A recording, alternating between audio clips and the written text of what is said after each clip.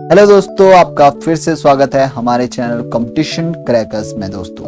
और अभी की इस वीडियो में मैं डिस्कस करने वाला हूँ TS03 का एक और प्रीवियस पेपर। ठीक है, तो मैंने इसके लिए आपसे पूछा था कि कौन सा प्रीवियस ईयर पेपर डिस्कस करें, तो आप में से बहुत सारे लोगों का जवाब आया था कि जून 2017 का पेपर डिस्कस करते हैं। और अभी तक हमने जितने भी पेपर किए उसमें से जो सबसे ठीक ठाक लेवल का जो पेपर लगा वो था TS03 का जून 2017 का पेपर। थोड़ा टफ लेवल का पेपर था। ठीक है दोस्तों, तो क्या पता 10 क्वेश्चन इसमें से टोटल हमने पूरे के पूरे हमने कवर करे हैं। ठीक है, अपनी वीडियो में।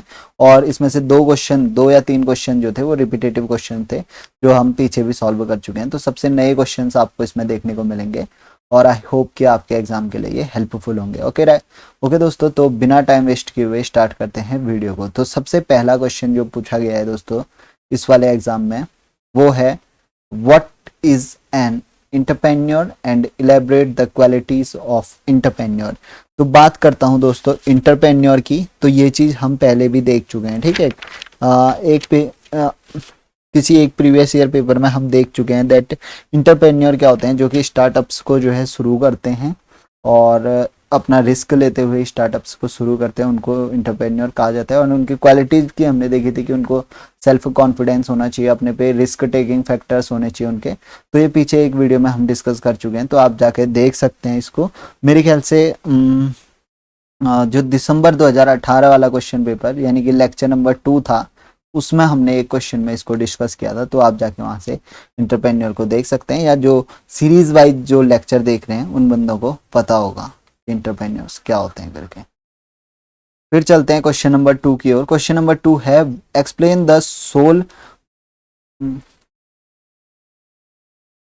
The sole proprietorship and partnership form of ownership in tourism enterprises with example. ठीक है दोस्तों, तो इसमें जो है हमसे एक सेकेंड इसमें हमसे पूछा गया है कि प्रोप्राइटर्स क्या होते हैं। ठीक है, प्रोप्राइटर्स क्या होते हैं और सोल प्रोप्राइटरशिप और पार्टनरशिप में क्या अंतर है। तो सबसे पहले समझते हैं दोस्तों कि प्रोप्राइटर्स प्रोप्राइटर्स क्या होते हैं। प्रोप्राइटर्स मीन्स होते हैं द पर्सन हु ओन्स और कंट्रोल बिजनेस। ठीक है, जो ऑन करता है और कंट्रोल करता है बिजनेस को, उनको प्रोप्राइटर्स कहते हैं। ठीक है, कंट्रोल बिजनेस उनको कहा जाता है प्रोप्राइटर्स। अब बात करते हैं सोल प्रोप्राइटर्स। ठीक है, सोल प्रोप्राइटरशिप क्या होती है। तो सोल प्रोप्राइटरशिप में जैसा कि नाम बता रहा है, सोल मीन्स सिंगल। ठीक है, एक प्रकार से सोलो। ठीक है, तो it is the form of business that is controlled by one और सिंगल पर्सन। तो वन और सिंगल पर्सन जो है वो एक्चुअल कंट्रोल रखेगा किसी बिजनेस में अगर, तो उसको हम कहेंगे सोल प्रोप्राइटरशिप। और अब दूसरी बात हम करते हैं पार्टनरशिप की। अब सोल प्रोप्राइटरशिप में क्या आ जाएगा, जैसे आपने एक होटल खोल रखा है और आपने उसमें पूरा पैसा दिया है, तो जो भी होटल का प्रॉफिट होगा वो आप लेंगे, जो भी नुकसान होगा वो आपको एक इंडिविजुअली होगा।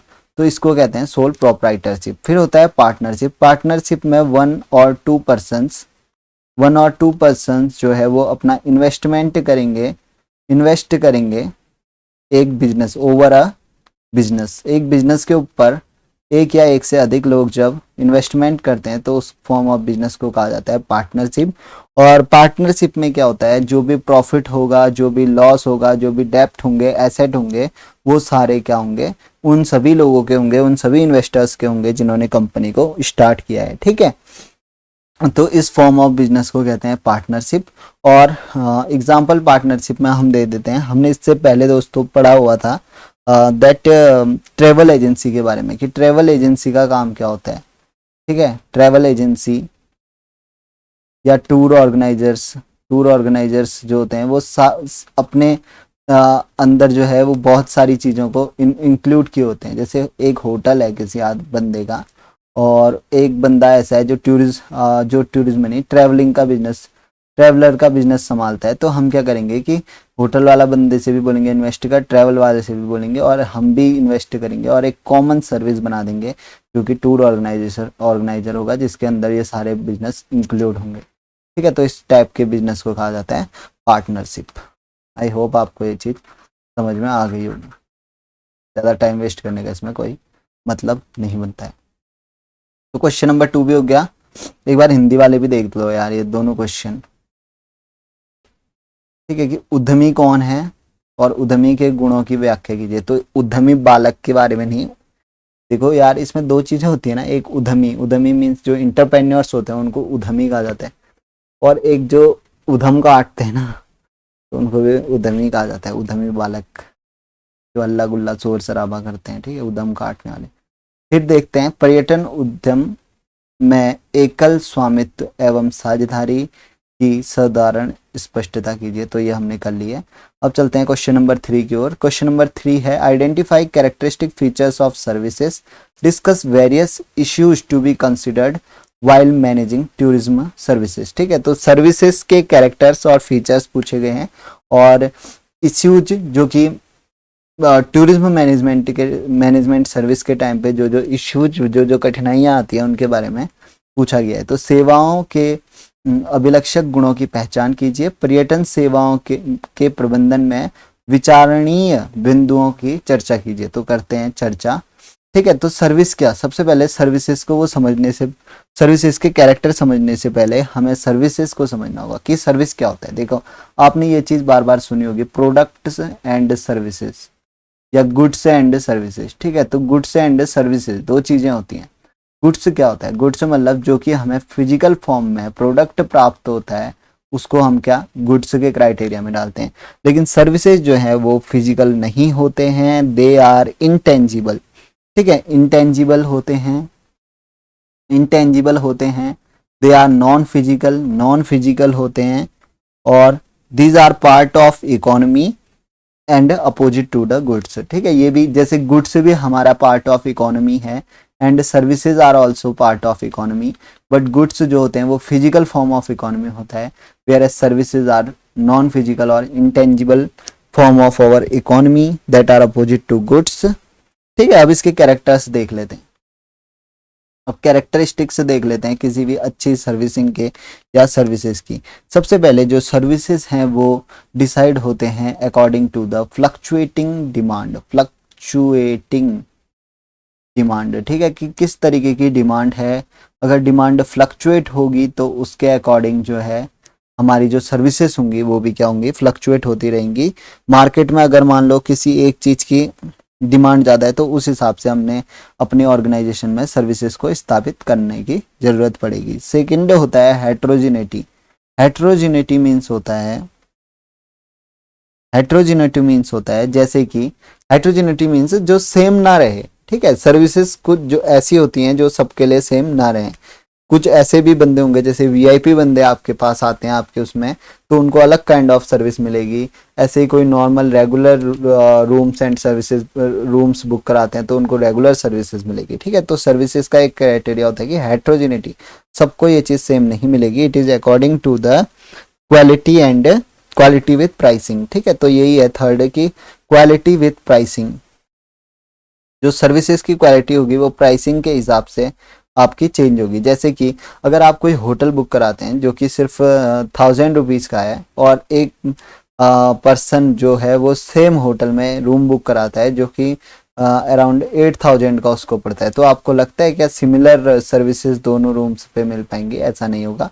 क्वालिटी विथ प्राइसिंग, 8000 वाले की क्वालिटी बेटर होगी देन 1000 वाली। ठीक है, तो ये चीज़ है सर्विस की एक और क्वालिटी। फिर चलते हैं फोर्थ क्वालिटी की ओर सर्विस की।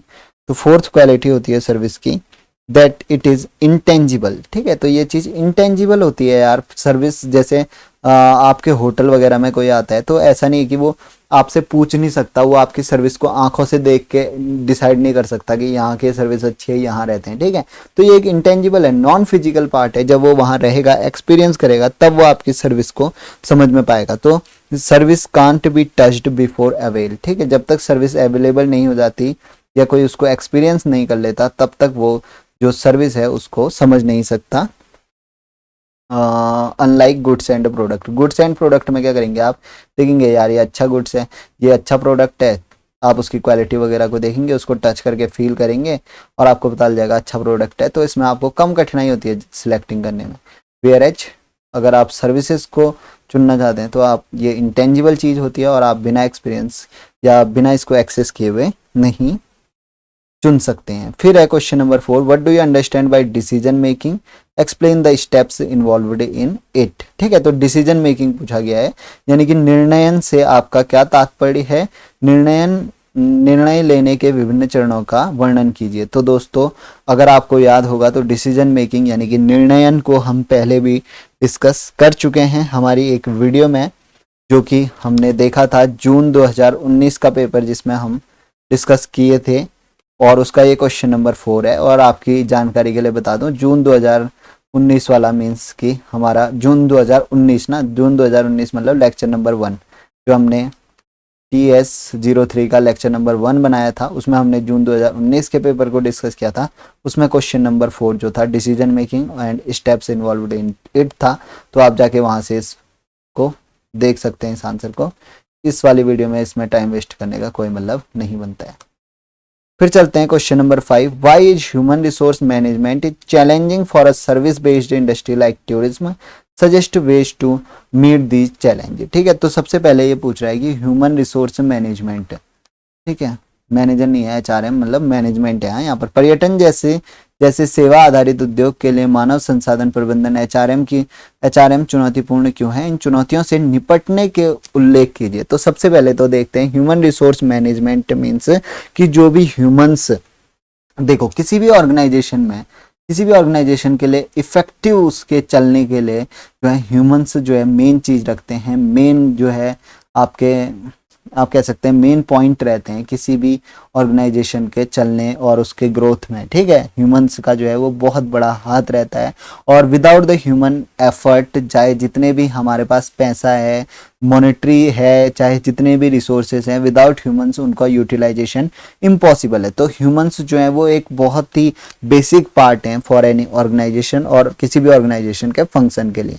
तो ह्यूमन रिसोर्स मैनेजमेंट में आ जाता है दोस्तों कि किस तरीके से जो भी हमारे एम्प्लॉयज़ हैं उनकी क्वालिटीज़ को हम बेटर कर सकें, उनके वर्क को हम बेटर कर सकें। तो ये चीज़ हम करते थे बाय गिविंग देम ट्रेनिंग, हम उनको कोचिंग देते थे, उनके बिहेवियर में चेंज करते थे, उनमें कॉपरेशन की भावनाएं लेके आते थे, उनमें मोटिवेशनल फैक्टर को ऐड करते थे। इस तरीके से जो है हम ह्यूमन रिसोर्स जो है मैनेजमेंट का काम किया करते थे, ताकि हम अपनी कंपनी के लिए, अपने ऑर्गेनाइजेशन के लिए एक बेटर रिवार्ड या बेटर अपॉर्चुनिटी खड़ी कर सकें। ठीक है, तो ह्यूमन रिसोर्स मैनेजमेंट के लिए डिफरेंट ब्रांच में डिफरेंट मैनेजर्स को हायर किया जाता है दोस्तों। ठीक है, और इनका वर्क होता है to organise and coordinate of team members. ठीक है, टीम मेंबर्स को ऑर्गेनाइज करना और उनके बीच कोऑर्डिनेशन बनाए रखना, ये वर्क होता है मैनेजर्स का इन ह्यूमन रिसोर्स मैनेजमेंट के लिए। ठीक है, अब देख लेते हैं चैलेंज। सबसे पहले चैलेंज देख लेते हैं। चैलेंज है डायनामिक नेचर ऑफ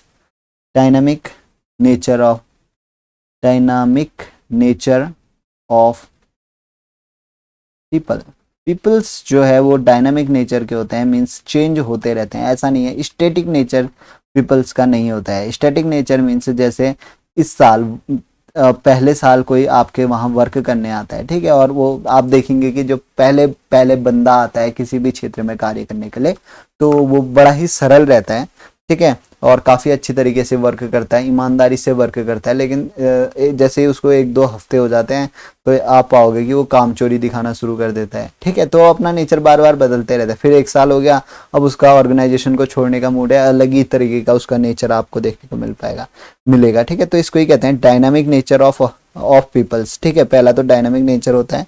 फिर जो पीपल्स हैं वो आपके मशीन नहीं होते हैं। ठीक है, they have different mental ability. ठीक है, कंप्यूटर तो है नहीं कि सबको एक जैसी कमांड दे दी और सब एक जैसा वर्क करेंगे, ऐसा नहीं होता है। हर एक की मेंटल एबिलिटी अलग होती है। ठीक है, तो इसके हिसाब से जैसे मान लो आप कोई एक ऐसा बंदा है जिसकी मेंटल एबिलिटी बहुत ज़्यादा अच्छी है, तो आप जैसे उसको कोचिंग या ट्रेनिंग दे रहे होंगे तो वो जल्दी जल्दी चीज़ों को ग्रैब कर रहा होगा। लेकिन आप उसके ही पेस से हर किसी अदर एम्प्लॉयज़ को भी वैसे उसी पेस से आप ट्रेनिंग देना शुरू कर दें तो उनके चीज़ें समझ में नहीं आएंगी। किसी का मोटा दिमाग भी रहता है, ठीक है, तो सबकी मेंटल एबिलिटी जो है वो अलग अलग रहती है। तो आपको हर एक इंडिविजुअल के हिसाब से उनको ट्रेनिंग देनी होगी और उनको टाइम लैप्सेस देने होंगे कि किस इंडिविजुअल को कितना टाइम देना चाहिए, किस प्रोग्राम के लिए, किस स्किल के लिए, ठीक है। तो ये चीज़ डिसाइड करना भी एक ह्यूमन रिसोर्स मैनेजमेंट में बड़ा ही क्रूशियल होता है, और ये भी एक चैलेंज रहता है फॉर मैनेजर्स कि हर एक एम्प्लॉयज़ को कैसे हैंडल किया जा सके, ठीक है। और इसके साथ साथ ही ये जो है मशीन्स होते नहीं हैं, human beings, they have emotions होते हैं, तो आप इनको डांट फटकार नहीं कर सकते हैं, आपको इनको बिल्कुल प्यार से सिखाना पड़ता है, because they have the emotions. आप चाहे मैनेजर हो या कंपनी के मालिक हो, आपको जो एम्प्लॉय है उसके इमोशंस को भी हर्ट नहीं करना है और उसको काम भी सिखाना है।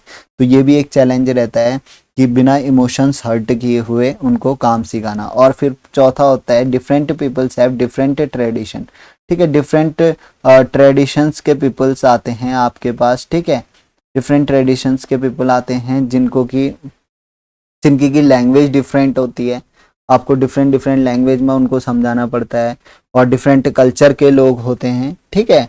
और तो इस तरीके से भी इसमें भी जो है ह्यूमन रिसोर्स मैनेजमेंट में जो है दिक्कत आती है। डिफरेंट ट्रेडिशन के पीपल होंगे, डिफरेंट कल्चर के पीपल होंगे, तो उनके आपस में कोऑर्डिनेशन बनने में ज़्यादा दिक्कतें रहती है। जैसे जो बंदे जो सेम स्टेट के होंगे वो तो भाई भाई करके अपना जो है गले में हाथ डाल के चल देंगे, ठीक है, सेम स्टेट वाले, और आपस में बढ़िया से उनकी बॉन्डिंग बन जाएगी। लेकिन डिफरेंट स्टेट वाले लोगों को आप देखेंगे कि वो भागेंगे एक दूसरे से, ठीक है, एक खौफ टाइप का उनमें आपस में बने रहता है।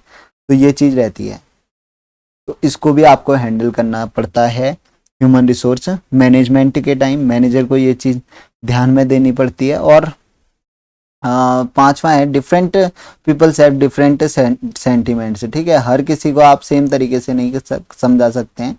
कोई बंदे ऐसे होते हैं जो बहुत सॉफ्ट होते हैं और उनके सेंटिमेंट्स जो है हर्ट हो जाते हैं थोड़ा सा भी आप उनसे कुछ कहेंगे तो हर किसी के लिए एक डिफरेंट स्ट्रेटेजी बनानी पड़ती है, ये भी एक चैलेंज है। वेयरएज अगर आपको मशीन को सिखाना हो तो एक मशीन को आप सिखा दो, सेम कोडिंग दूसरी में डाल दो, ऐसे ही आपके 50 मशीन चल जाएंगे। लेकिन ह्यूमन के केस में ऐसा नहीं होता है, तो यही प्रॉब्लम्स रहती है ह्यूमन रिसोर्स मैनेजमेंट में। Whereas machine management human resource management से काफ़ी आसान है, लेकिन ह्यूमन रिसोर्स जो है वो काफ़ी इंपॉर्टेंस रखते हैं for the functioning of those machines which are hired by you. Okay, तो क्वेश्चन नंबर 6 है what are different type of costs, how costing is work out of tour package, ठीक है। तो कॉस्टिंग के बारे में पूछा गया है, लागतों के कौन कौन से प्रकार होते हैं, यात्रा पैकेज हेतु लागत निर्धारण कैसे किया जाता है, तो ये चीज पूछी गई है हमसे, ठीक है। तो सबसे पहले हम देखते हैं कि डिफरेंट टाइप ऑफ कॉस्ट। तो डिफरेंट टाइप ऑफ कॉस्ट समझने के लिए हम देखते हैं, समझने से पहले हम समझते हैं कि टूर कॉस्ट क्या होता है, ठीक है। टूरिज्म डिपार्टमेंट टूर पैकेज की बात कर रहे हैं, तो हम सबसे पहले टूर कॉस्ट को समझेंगे। So the tour cost is the sum of total of cost incurred to create a tour package. किसी एक टूर पैकेज के फॉर्मेशन के लिए या किसी एक टूर पैकेज को डिजाइन करने के लिए जो टोटल कॉस्ट या टोटल सम ऑफ कॉस्ट जो लगाई जाती है उसको हम टोटल कॉस्ट कहते हैं। अब टोटल कॉस्ट में क्या क्या चीजें उसको हम टूर कॉस्ट कहते हैं, ठीक है। जो भी टूर पैकेज में जितने भी चीजें जितने भी कंपोनेंट उसके रहेंगे उसका जो टोटल सम होगा उसको हम टूर कॉस्ट कहते हैं, ठीक है। अब डिफरेंट टाइप्स क्या क्या होते हैं, कॉस्ट के टाइप्स क्या क्या होते हैं। फर्स्ट होता है डायरेक्ट कॉस्ट, डायरेक्ट कॉस्ट होता है। सेकंड होता है इनडायरेक्ट कॉस्ट, ठीक है, इनडायरेक्ट कॉस्ट। फिर थर्ड होता है, अब डायरेक्ट कॉस्ट में जैसे कि आपने किसी भी बंदे को प्रोडक्ट वगैरह दे दिया, जैसे कि आपने ट्रैवलिंग का एग्जांपल लेते हुए चलते हैं, जैसे आपने ट्रैवलिंग कराई है टूरिस्टर्स को, और आप देखेंगे कि जैसे आपने पहाड़ी क्षेत्रों में वहाँ प्लेन्सी क्षेत्रों में तो 4 किलोमीटर मतलब 4 रुपीज़ पर किलोमीटर, 4 पर किलोमीटर चार्जेस हैं। तो आप ये देखेंगे कि ये डायरेक्ट कॉस्ट है, ठीक है। आपने जैसे बिठाया तो वो उसको पता है कि फिक्स्ड कॉस्ट रहेगी कि ₹4 प्रति किलोमीटर उसने देना है, तो इसको हम डायरेक्ट कॉस्ट कहते हैं। इनडायरेक्ट कॉस्ट के अंदर आता है जो भी आपके सर्विस चार्ज पड़ेंगे, ठीक है, जो कि डायरेक्टली नहीं एक इनडायरेक्ट रूप से आप लेते हैं। जैसे कोई आप कॉफ़ी पीने जाते हैं वहाँ पर, ठीक है, किसी भी कैफ़े में आप कॉफ़ी पीने जाते हैं तो जो कॉफ़ी आपको दी जाती है तो उसको जो बनाने में लागत शुल्क आता है उसको हम डायरेक्ट कॉस्ट में लेंगे, और जो इनडायरेक्ट कॉस्ट में आएगा सर्विस, जिसमें कि आप कुर्सी में बैठे हुए हैं उसका आपसे चार्ज लिया जाएगा, उसके बाद जो बंदा आपको कॉफ़ी दे रहा है उसका चार्ज लिया जाएगा, जिस बर्तन में आप कॉफ़ी पी रहे हैं उसका चार्ज लिया जाएगा, और आपके जाने के बाद जो बर्तन धोने वाला है उस कॉफ़ी के उसका भी चार्ज आपको जोड़ा जाएगा। तो इसको कहते हैं इनडायरेक्ट कॉस्ट। और जो वो कॉफ़ी की लागत थी, मतलब जो जैसे जो कॉफ़ी आई उसमें जो मिल्क पड़ा है उस सब की लागत को हम डायरेक्ट कॉस्ट कहते हैं। फिर ऐसी एक होती है फिक्स्ड कॉस्ट, ठीक है, और एक होती है variable cost. Variable cost, fixed cost means ऐसी कॉस्ट जिनका की प्राइस हर जगह सेम रहता है, ठीक है, चाहे आप इस होटल में जाएं चाहे उस होटल में जाएं, कुछ कुछ ऐसी चीजें होती हैं जिनका की प्राइस हर जगह फिक्स्ड किया रहता है, तो उसको कहते हैं फिक्स्ड कॉस्ट। और कुछ जो वो होते हैं वेरिएबल कॉस्ट कहते हैं। वेरिएबल कॉस्ट जो है वो चेंज होते रहती हैं with the time to time, और प्लेस टू प्लेस जो है वो चेंज होते रहती है। जैसे टाइम टू टाइम, जैसे आप किसी होटल या किसी रिजॉर्ट में आप ठहरने के लिए जाते हैं, ठीक है, ठहरने के लिए जाते हैं, अगर आप मीन्स आप कोई ऐसी गर्म जगह, जैसे आप राजस्थान, जैसे आप जम्मू में जाते हैं, ठीक है, जम्मू में जाएंगे आप और गर्मियों में आप जा रहे हैं तो उसका उतना महत्व नहीं रहता है, लेकिन जम्मू में आप जाएंगे जिस टाइम पे, वहाँ जो मंदिर है ना, कौन सा मंदिर है यार, जम्मू में जो वैष्णो देवी मंदिर, आप जैसे जिस टाइम पे वैष्णो देवी की यात्रा चलती है उस टाइम पे आप जम्मू जाएंगे तो आप पाएंगे कि जो होटल्स वहाँ हैं अचानक से उनके रेट्स जो है वो बढ़ जाते हैं, तो इसको ही कहते हैं फ्लक्चुएशन आना। तो इसको कहते हैं वेरिएबल कॉस्ट, यानी कि जैसे जैसे डिमांड बढ़ती जाएगी वैसे वैसे जो है कॉस्ट जिन चीज़ों की बढ़ती जाती है उसको कहते हैं वेरिएबल कॉस्ट। लेकिन कुछ कॉस्ट ऐसी होती हैं जो हमेशा जो है वो फिक्स्ड रहती है या गवर्नमेंट द्वारा निर्धारित करी जाती है कि इससे ज़्यादा चार्जेस उसमें नहीं ले सकते हैं, तो इनको कहते हैं फिक्स्ड कॉस्ट। तो आई होप कि टूर कॉस्ट आ गया होगा आपको। तो इन सभी का direct cost, indirect cost, fixed cost और वेरिएबल कॉस्ट, इन सब का जो सम होता है उसको हम कहते हैं टूर कॉस्ट। इन टूर कॉस्ट कहते हैं while talking about tour package, ठीक है। टूर पैकेज के टर्म में इन सारी कॉस्टों का जो सम होता है उसको टूर कॉस्ट कहा जाता है। फिर क्वेश्चन नंबर 7 की ओर चलते हैं।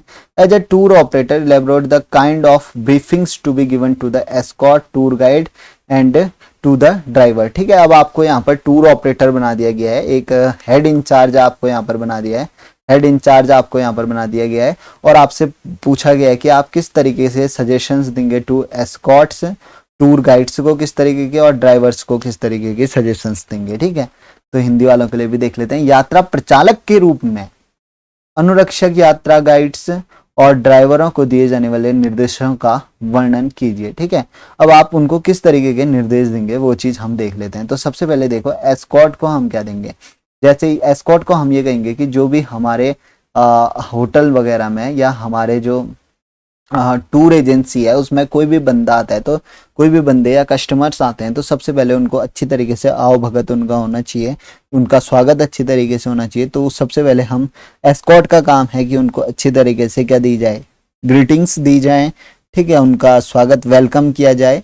और उसके बाद लर्न द नेम, ठीक है। तो जो भी एस्कॉर्ट में काम करने वाले लोग हैं उनको, जो कस्टमर्स आ रहे हैं उनका नाम जो है वो याद करना होगा, ठीक है। उनका नाम, अगर उनको नाम से बुलाएंगे तो वो उनको अच्छी तरीके से जान सकेंगे। उसके बाद आपको जो है मेमोराइज करने होंगे उनके फेसेस को, ठीक है, कि आप चेहरे याद रखिए कि कौन सा बंदा कौन है, ताकि जो है करप्ट प्रैक्टिसेस वहाँ ना हो पाए कि किसी और का नाम लेके कोई और बंदा होटल में घुस जा रहा है। तो ऐसी चीज़ें सारी जो है वो एस्कॉर्ट और सर्विस वालों को हैंडल करनी होगी, तो ये भी उनको इनको सलाह दी जाएगी। और चेक नंबर ऑफ पीपल्स, ठीक है, नंबर ऑफ पीपल्स कि कितने लोग आए, इन सब का जो है नाम वगैरह और इनके आइडेंटिटी वगैरह चेक करने की जो है जिम्मेदारी ये भी एस्कॉर्ट की है। और उसके बाद टू डिस्ट्रीब्यूट प्रमोशनल मटेरियल, ठीक है, ऐसे चीज़ें जिससे कि जो है होटल का या रिजॉर्ट का जो है प्रमोशन होता है, उन सारी चीज़ों को बांटना या अच्छी सर्विसेज जो है वो होटल में प्रोवाइड करना जिससे कि कस्टमर खुश हो जाए। तो ये सारा काम जो है एस्कॉर्ट सर्विस वालों का है, तो उनको ये निर्देश हम देंगे। ठीक है, अब चलते हैं, एस्कॉर्ट सर्विस वालों को हमने निपटा लिया, अब हम चलेंगे ड्राइवर की ओर। ठीक है, क्योंकि वो ड्राइवर जो है वो चालक है, उसका काम है उनको चलाना। तो ड्राइवर को क्या क्या चीज़ें ध्यान रखनी होंगी या क्या क्या सजेशंस ड्राइवर को दिए जाएंगे कि फोकस ऑन द, ठीक है, focus on the peoples group. ठीक है, कि लोगों के ग्रुप में उसको फोकस करना है कि किस तरीके के कारनामे वो लोग कर रहे हैं। ठीक है, उस चीज़ को ध्यान में रखना है। और उसी के साथ साथ जो है ड्राइवर का काम होगा कि जो रूट है उसमें जो है वो कंप्लीट फोकस करे, और जो शॉर्ट रूट है ट्राई करे कि वहाँ से जो है अपनी गाड़ी को निकाले और सेफली निकाले। ठीक है, सेफली ड्राइव करे, कंफर्टेबली ड्राइव करे। ठीक है, कंफर्टेबली ड्राइव करे, जो है स्पीड अपनी कंट्रोल में रखे ताकि किसी भी जो पैसेंजर है उसको कोई तकलीफ ना हो, और कुछ इमरजेंसी फैसिलिटीज या इमरजेंसी एड जो है वो अपने साथ रखे ताकि किसी इमरजेंसी के टाइम में जो है एड की किसी पेशेंट को ज़रूरत, किसी पेशेंट या किसी कस्टमर को ज़रूरत पड़ जाती है तो उस समय वो चीज़ गाड़ी में ही उपलब्ध हो। ये वाली चीज़ें भी हम देखेंगे। और इमरजेंसी टाइम में जो है वो कैसे उनको हैंडल करना है लोगों को, वो चीज़ जो है वो ड्राइवर को बताएंगे कि कोई अगर इमरजेंसी आ जाती है, मान लो ब्रेक फेल हो जाता है, तो किस तरीके से आपको लोगों को काम रखना है ताकि वो ज़्यादा डरे ना और कोई हार्ट अटैक से ना मर जाए। बेसिकली इस टाइप की चीज़ें जो हैं हम सलाह देंगे कि जो ड्राइवर है उसको पता होनी चाहिए। और इसी के साथ साथ आ जाता है उसे ये भी श्योर करना होगा, he needs to be sure that कोई छूट ना जाए, sure that no one will left. ठीक है, कि कोई छूट ना जाए रास्ते में, कहीं टॉयलेट वॉयलेट करने उतरा और पता चल रहा है गाड़ी चल दी और वो बंदा वहीं छूट गया, तो ये चीज़ नहीं होनी चाहिए। ड्राइवर को इस चीज़ का भी जो है वो ख्याल रखना होगा, और he have to make sure that group जो है वो सेफली डेस्टिनेशन में पहुंच जाए। अब ड्राइवर का काम भी हमने निपटा दिया, अब हम चलते हैं हमारे गाइड की ओर। जो गाइड है उसका मेन वर्क रहता है, तो गाइड को क्या क्या बताएंगे कि make sure that group should be adhere. ठीक है, ग्रुप जो है वो एडहेयर रहे, यानी कि ग्रुप जो है वो जुड़ा हुआ रहे आपस में, उनके बीच कॉपरेशन में ना रहे, ये काम होता है गाइड का। ऐसा नहीं कि जैसे दो पार्टियां लड़ने लग गई हैं तो गाइड का काम है उनको समझा बुझा के रखना और उन लोगों को सबको एक साथ रखना। और गाइड का काम है कि उनसे जो लोकल लॉज हैं, ठीक है, हर एक क्षेत्र में कुछ कानून नियम कानून बनाए गए होते हैं, रेगुलेशंस बनाए गए होते हैं, हर क्षेत्र में कुछ रूल्स बनाए होते हैं। तो गाइड का काम है कि जो लोग उसके साथ जा रहे हैं उनको, जो ग्रुप उसके साथ आ रहा है उनको ये रूल्स रेगुलेशंस फॉलो करवाना, जो भी डेस्टिनेशन है वहाँ जिस भी टाइप के रूल्स रेगुलेशंस बनाए गए हैं उनको फॉलो करवाना। जैसे कि कुछ ऐसे एरियाज होते हैं जहाँ पर मीन्स जैसे स्मोकिंग करना मना होता है। अब कोई जैसे ट्रेवलर आ रखा है बाहर से, उसको तो पता नहीं है, लेकिन गाइड को वो चीज़ पता है और वो वहाँ सिगरेट फूके जा रहा है, तो गाइड का काम है उसको रोकना, उसको बताना कि भाई पिटाई भी हो सकती है, इस तरह के काम मत करो वाली बात। तो ये सब रूल्स रेगुलेशंस, इन सब चीज़ों से अवगत कराना है, ये सब गाइड का काम होता है। तो गाइड को इसी से रिलेटेड सजेशंस हम देंगे, ठीक है, एज ए टूर ऑपरेटर। फिर चलते हैं टूर ऑपरेटर का काम खत्म करके, enumerate with appropriate example public relation service in marketing tourism product. यार 50 बार में नहीं, 50वीं बार यार, जितने भी पेपर देख रखे हैं सब में ये आ ही रखा है, PR सर्विसेज। और सबसे पहले इसको हमने देखा था जून 2019 के, यानी कि लेक्चर नंबर 1 में इसको डिटेल्ड वे में डिस्कस किया है। पब्लिक रिलेशन सर्विस, किस तरीके से पब्लिक रिलेशन सर्विस जो है वो टूरिज्म प्रोडक्ट को ज़्यादा से ज़्यादा विख्यात कर सकती है, ये हमने जून 2019 वाले पेपर में भी देखा, दिसंबर 2018 में भी देखा, जून 2018 में भी देखा, और ये जून 2017 में भी। तो ये 4-5 बार रिपीट हो गया यार, इसको तो देख के ही जाना। मोस्ट जितना भी इंपॉर्टेंट लगा सकते हो लगा दो, और इसको पूरा पढ़ के जाना आप लोग अच्छी से, ठीक है। वहां पर बेसिक आइडिया आपको मिल जाएगा, और इसको डीप में भी जा सकते हो तो चले जाना, ठीक है, जितना डीप में पढ़ सकते हो पढ़ना। हिंदी वालों को भी मैं बता देता हूँ, ये 8वां प्रश्न, किसी पर्यटन उत्पाद के विपणन में जनसंपर्क सेवाओं PR के महत्व की व्याख्या कीजिए, समुचित उदाहरण सहित दीजिए। तो ये मोस्ट इम्पोर्टेंट है, तो इसको, इस प्रश्न को आप अच्छी तरीके से तैयार करके जाइए। हिंदी मीडियम वाले भी। 7वां हो गया, 8वां हो गया। अब चलते हैं 9वां है list the major functions of an airport highlight general issues and also problematic areas in airport management. ठीक है, तो सबसे पहले समझते हैं कि एयरपोर्ट के फंक्शंस हमसे पूछे गए हैं, हिंदी वाले भी देख लो। विमान विमानपत्तन ही है ना, विमानपत्तन की मुख्य मुख्य विशेषताएं बताएं और विमानपत्तन के प्रबंधन में संबंधित सामान्य मुद्दों और समस्यात्मक क्षेत्रों को रेखांकित कीजिए। तो करते हैं इसको रेखांकित। तो सबसे पहले देखते हैं कि एयरपोर्ट के फंक्शंस क्या क्या होते हैं। ठीक है, एयरपोर्ट क्या होता है, जहां पर मतलब जो एरोप्लेन होता है, जहाज होते हैं, वो उतरते हैं, लैंड करते हैं, जहां उनको मेंटेन किया जाता है उस क्षेत्र को एयरपोर्ट कहा जाता है। और इसके जो है एयरपोर्ट के एसेंशियल ऑपरेशन सर्विसेज, ठीक है, एसेंशियल ऑपरेशन। अब इसके फंक्शंस हम देख रहे हैं। तो सबसे पहला फंक्शन होता है एसेंशियल एसेंशियल ऑपरेशन फंक्शंस। ठीक है, जो एसेंशियल फंक्शंस हैं या एसेंशियल ऑपरेशन फंक्शंस हैं, जिसमें किया जाता है मेंटेनेंस, इसको मेंटेन करना। ठीक है, जो भी रनवेज हैं उनको मेंटेन करना, एरोप्लेन्स हैं उनको मेंटेन करना, उनके पार्ट्स को मेंटेन करना, टर्मिनल्स को मेंटेन करना। ठीक है, टर्मिनल्स को मेंटेन करना, उसी के साथ साथ बिल्डिंग को मेंटेन करना, बिल्डिंग्स जो वहाँ पर हैं उनको मेंटेन करना, उनकी साफ सफाई रखना, और इसी के साथ साथ एयर ट्रैफिक को कंट्रोल करना।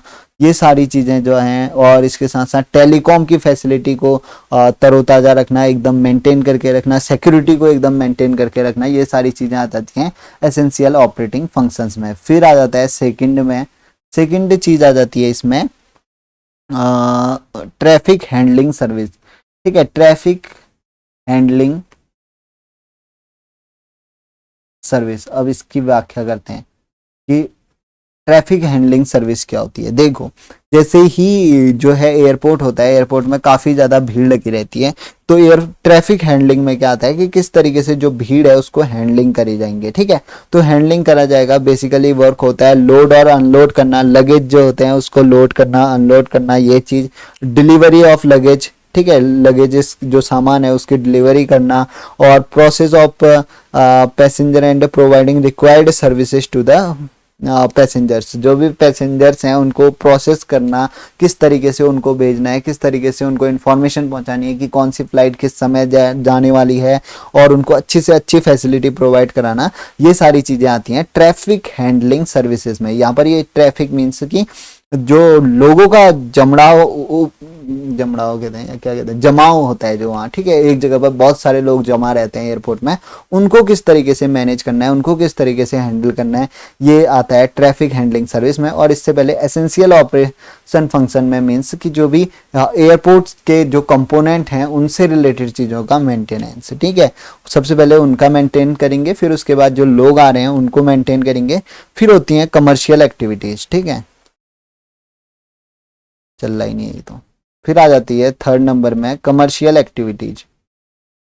कमर्शियल एक्टिविटीज, अब कमर्शियल एक्टिविटीज में देखो, अब जो है एरोप्लेन रनवेज वगैरह सबको भी देख लिया, लोगों को भी देख लिया। अब सबसे बड़ी चीज़ है पैसे को देखना। ठीक है, कि किस तरीके से जो पैसे के सोर्सेज हैं एयरपोर्ट में उनको संभाला जा सके। जैसे एयरपोर्ट में आपको शॉप्स देखने को मिल जाएंगी, कुछ अच्छे अच्छे एयरपोर्ट्स में आप जाएंगे तो वहाँ आपको रेस्टोरेंट्स एंड बार्स देखने को मिल जाएंगे, रेस्टोरेंट्स बार्स आपको देखने को मिल जाएंगे।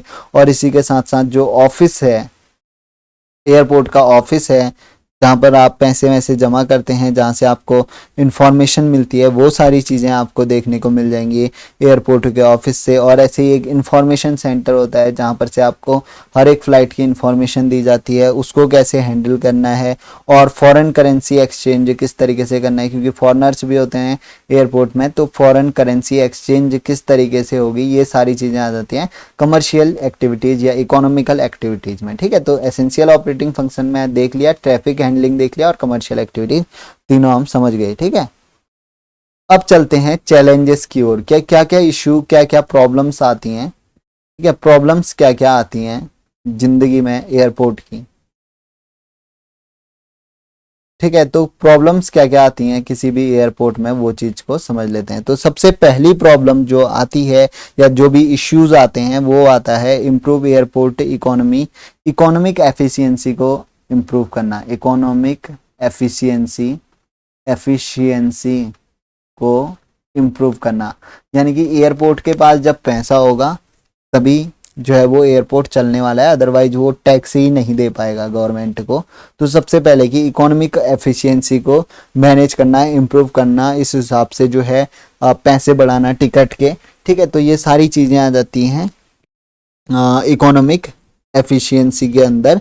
उसके बाद आ जाती है लैक ऑफ रिसोर्सेज को मैनेजमेंट करना। रिसोर्सेज जो है वो उनको मैनेजमेंट करना, किस तरीके से टेह्यूमन रिसोर्स हैं, किस तरीके की मशीनरीज वहाँ पर अवेलेबल हैं, तो ये सारी आ जाते हैं रिसोर्सेज को देखना, ठीक है। उसके बाद आउटडेटेड टेक्नोलॉजी आउटडेटेड ना हो, ये चीज़ का ध्यान देना। टेक्नोलॉजी, ठीक है, टेक्नोलॉजी आउटडेटेड ना हो। जैसे आपके विमान हैं और आप पुराने विमान यहाँ पर चला रहे हैं तो उसमें रिस्क होगा कि ज़्यादा एक्सीडेंट का, तो ये चीज़ भी देखना है कि आउटडेटेड विमान या आउटडेटेड पार्ट्स हम यूज ना करें, जो भी सबसे अपडेटेड टेक्नोलॉजी है उसका यूज किया जाए एयरपोर्ट में, ताकि जो लोग हैं वो ट्रस्ट बना सकें और उनको पूरी उम्मीद रहे कि जिंदा हम एक जगह से दूसरी जगह पहुंच पाएंगे जिंदा। तो इसके लिए आपको आउटडेटेड टेक्नोलॉजी का इस्तेमाल नहीं करना है। उसके बाद increasing demand for better facility, ठीक है, डिमांड बढ़ती जाती है लोगों की, बेटर फैसिलिटी की मांग करते हैं लोग, ठीक है। जैसे कोई बंदा यहाँ से इंडिया से कनाडा गया, वो तो पहले इंडिया के एयरपोर्ट में जाएगा, वो इंडिया के एयरपोर्ट में जाएगा और उसके बाद फाइनली वो पहुंचेगा कनाडा के एयरपोर्ट में, ठीक है। तो वो एनालाइज करेगा, यार इंडिया के एयरपोर्ट में तो ये नहीं था, कनाडा में ये भी अच्छा है, ये भी अच्छा है। तो एक हिसाब से एक्सपेक्टेशन बढ़ा के आएगा वो, जब जैसे कनाडा से वापस इंडिया आया तो उसके एक्सपेक्टेशंस बहुत ज़्यादा होंगे, वो कनाडा के हिसाब से सोचेगा। तो इंडिया में भी हमें जो है वो जो वो एक्सपेक्टेशंस लेके आएगा उस टाइप की फैसिलिटी उनको प्रोवाइड करने की कोशिश करनी पड़ती है। तो इसको ही कहते हैं कि हमें जो है बेटर फैसिलिटी के लिए अपनी डिमांड्स को बढ़ाना पड़ेगा। और urgent need for airport expansion, ठीक है, एयरपोर्ट एक्सपेंशन ये भी बहुत बड़ी जो है इश्यू रहता है किसी भी एयरपोर्ट के लिए, क्योंकि एयरपोर्ट जो है वो जल्दी से बन जाता है, लेकिन जैसे जैसे उसमें बड़े बड़े विमान आने शुरू होते हैं तो ज़रूरत लगती है आगे की एयरपोर्ट को एक्सपेंड किया जाए। और एयरपोर्ट अंडर कंस्ट्रक्शन में रहता है, उससे भी बहुत ज़्यादा प्रॉब्लम जो है वो रहती है जब तक एयरपोर्ट पूरी तरीके से एक्सपेंड ना हो जाए। तो ये सारी प्रॉब्लम्स हमने डिस्कस कर ली जो कि एयरपोर्ट में आती है। तो हमने देख लिया कि एयरपोर्ट का वर्क क्या होता है, और इशू देख ली, क्या क्या एयरपोर्ट में फंक्शंस होते हैं वो हमने देख लिया, और इसी के साथ साथ प्रॉब्लम्स देख ली जो कि एयरपोर्ट को संभालने में आती हैं। तो इसी के साथ ये क्वेश्चन नंबर 9 भी हमारा खत्म हो जाता है। फिर क्वेश्चन नंबर 10 में हमसे 3-4 चीज़ें पूछी गई हैं। सबसे पहला है concept of departmentalisation, need for group formation, screening of project ideas और यूजेज ऑफ वाउचर, ठीक है। हिंदी में बता देता हूँ तो विभागीकरण की अवधारणा, समूह निर्माण की आवश्यकता, परियोजन संकल्पना का पटेक्षण, पट प्रस्तुति, फिर वाउचर के प्रयोग, ठीक है दोस्तों। तो वाउचर के प्रयोग जो है ये मैंने पहले की वीडियो में बता दिए हैं, ठीक है, कि वाउचर क्या होता है। वाउचर मीन्स जो आप जैसे जो आपकी टूर कॉस्ट को जो है वो कंपनसेट कर लेता है, उसको हम वाउचर कहते हैं। जैसे आपने वाउचर खरीदा तो आपको अब जो कॉस्ट है उसको चुकाने के लिए वाउचर का यूज करना पड़ेगा इंस्टेड ऑफ मनी, ठीक है। तो ये होता है वाउचर। तो ये हम पहले भी वाउचर को बिल्कुल डिटेल में डिस्कस कर चुके हैं एक बार, अगर आपको याद हो तो ये हमने दिसंबर 2018 यानी कि हमारे लेक्चर नंबर 2 में क्वेश्चन नंबर 10 में वाउचर को हमने अच्छी तरीके से समझा था। तो आप वहाँ जाके यूजेज ऑफ वाउचर देख सकते हैं कि किस तरीके से वाउचर का यूज किया जाता है और पैसों की जगह वाउचर को दे दिया जाता है। तो फिर देख लेते हैं अब पहला कॉन्सेप्ट ऑफ डिपार्टमेंटलाइजेशन। तो डिपार्टमेंटलाइजेशन क्या होता है उसको हम समझते हैं। तो departmentalisation means process where jobs and teams are combined together into functional unit called department. देखो आप किसी भी कंपनी में जाएंगे तो किसी भी कंपनी में बहुत सारी जॉब्स होती हैं, बहुत सारी पोस्ट्स होती हैं। जब उन सारी जॉब्स और जॉब्स या पोस्ट को हम जो है वो कंबाइन कर लेते हैं अकॉर्डिंग टू देयर क्राइटेरिया। अगर सेम क्राइटेरिया टाइप की जॉब है तो हम एक डिपार्टमेंट का फॉर्मेशन करते हैं। जैसे कि मैं आपको एक उदाहरण दे देता हूँ। उदाहरण के लिए जैसे आप किसी कंपनी में जाते हैं जो कि सॉफ्टवेयर कंपनी है, तो सॉफ्टवेयर कंपनी है या बड़ी कोई कंपनी है जिसके अंदर सॉफ्टवेयर हार्डवेयर सबका वर्क चलता है, तो आप जैसे देखेंगे एक पोस्ट वहाँ पर होगी सॉफ्टवेयर इंजीनियर की, ठीक है, सॉफ्टवेयर इंजीनियर की होगी, एक होगी डेटा एनालिस्ट की, एक होगी डेटा साइंटिस्ट की, एक होगा पूरा उनका मैनेजर होगा जो कि सॉफ्टवेयर से ही जुड़ा होगा। तो अगर हम इन सारी पोस्टों को लेते हैं तो हम देखते हैं कि ये हमारा सॉफ्टवेयर डिपार्टमेंट है। ठीक है, अब ऐसे ही एक डिपार्टमेंट अलग होगा, डिपार्टमेंट क्या, ऐसे ही बहुत सारी पोस्टें अलग होंगी जो कि जुड़ी हुई होंगी हार्डवेयर बनाने से। ठीक है, कुछ ऐसे होंगे जो हार्डवेयर टेस्टिंग में होंगे, हार्डवेयर टेस्टिंग का काम करते होंगे। कुछ ऐसे होंगे जो सिलिकॉन वगैरह का जो है यूज करके मेमोरी चिप्स वगैरह बनाते होंगे। कुछ ऐसे होंगे जो प्रोसेसर वगैरह बनाने में लगे रहते होंगे। कुछ ऐसे होंगे जो चार्जिंग पॉइंट बनाते होंगे उसका।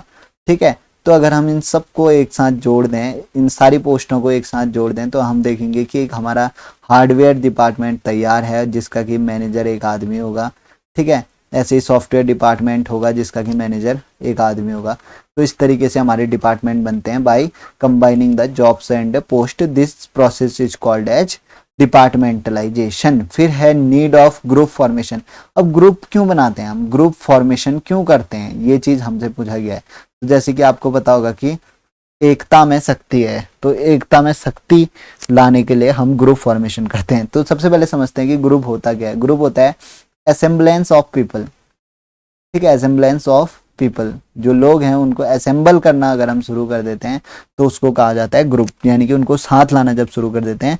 तो ग्रुप एक प्रकार से होता है कलेक्शन ऑफ इंडिविजुअल। ठीक है, हर जो इंडिविजुअल एक एक लोगों का जो कलेक्शन कर दिया जाता है तो उसको हम ग्रुप कहते हैं विथ ईच अदर। अब इनका कैरेक्टर क्या होता है, ठीक है, अब कैरेक्टर अभी देखेंगे कि आखिर ग्रुप फॉर्मेशन की जरूरत क्यों पड़ती है। ग्रुप फॉर्मेशन की जरूरत इसलिए पड़ती है ताकि जो भी टास्क है उसको हम बहुत सारे लोगों में बांट सकें और जल्द से जल्द जो हमारा गोल है उसको कंप्लीट कर सकें, जल्द से जल्द किसी कार्य को पूरा कर सकें। ठीक है, अब जो है वो कार्य कितने जल्दी पूरा होगा ये मैटर करता है साइज। जो ग्रुप है आपका साइज, उसका साइज कितना है, गोल कि किस तरीके का आपने गोल बनाया है। ऐसा ना हो कि आपने 10 लोगों के लिए जो है इस टाइप का गोल बना दिया जिसके लिए 100 लोग चाहिए थे, तो इसमें जो है ये काम नहीं हो पाएगा। तो गोल के हिसाब से जो है ग्रुप का साइज डिसाइड किया जाएगा। उसके बाद स्ट्रक्चर मीन्स कि किस टाइप के लोगों ने को आपने लिया है, क्या आपने स्पेशलाइज्ड लोगों को लिया है, स्किलफुल लोगों को लिया है, या जो नए लोग आए थे, ठीक है, जो कि एकदम जैसे मतलब जो नए लोग हैं जिन्होंने हाल फिलहाल ज्वाइन किया है, जिनको ट्रेनिंग नहीं मिली है, इस टाइप के लोगों को आप लेंगे तो 50 दिन में होने वाला काम जो है वो 500 दिन लगा देंगे उसमें। ठीक है, तो ये चीज़ भी डिपेंड करता है कि स्ट्रक्चर किस टाइप से आपने मैनेज किया हुआ है, किस तरीके के ह्यूमन रिसोर्स उसमें आपने रखे हुए हैं, और इसी के साथ साथ इंटरेक्शन कैसा है लोगों का आपस में, बोलचाल कैसी है, किस तरीके से वो आपस में मिलके काम को पूरा करते हैं, और कलेक्टिव आइडेंटिटी तो खाली ग्रुप का नेम होता है। तो ये सारी चीज़ें जो है वो ग्रुप की मैटर करती है। तो ग्रुप होता है असेंबलेंस ऑफ पीपल और इसको किया जाता है किसी भी टास्क को इजीली डन करने के लिए, और मैटर करता है इसका size, structure, goals, roles, interaction, collective identity. फिर आ जाता है स्क्रीनिंग ऑफ प्रोजेक्ट आइडियाज।